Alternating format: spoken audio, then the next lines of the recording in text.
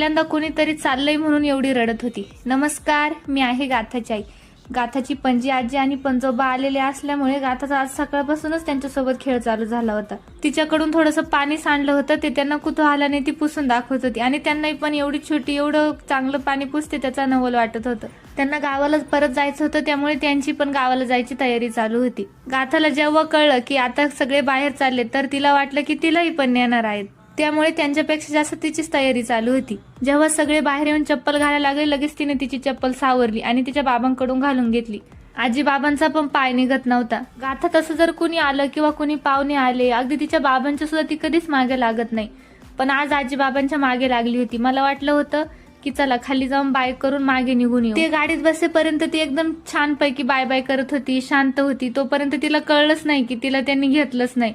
पण जेव्हा त्यांची गाडी निघून गेली आणि तिला कळलं की आपल्याला नेलं नाही, हेच गेले, तेव्हा ती खूप रडायला लागली. मग तिला नादी लावण्यासाठी तिला खालीच थोडा वेळ खेळवलं, तरी पण तिची आज चिडचिडच चालू होती. त्यामुळे आज लवकरच तिला नंतर आंघोळ घालून गार्डनला पण घेऊन आले होते, कारण तिचं लक्ष जेवढं दुसरीकडे जाईन तेवढी ती त्यांना विसरण असं वाटलं होतं मला. पण मला हे नक्की कळलं, आपल्याला वाटतं की लहान मुलांना फक्त त्यांच्या आई बाबा किंवा फक्त आई हवी असते, तर तसं काही नाही. त्यांना आजी बाबा किंवा सर्व नाती, काका काकी दादा बहीण सगळी नाती हवी असतात. गाथाचा तर आजचा सगळा दिवस हा चिडचिड करण्यात आणि रडण्यातच गेला.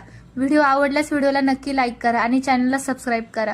भेटूया पुढील व्हिडिओमध्ये. Bye bye.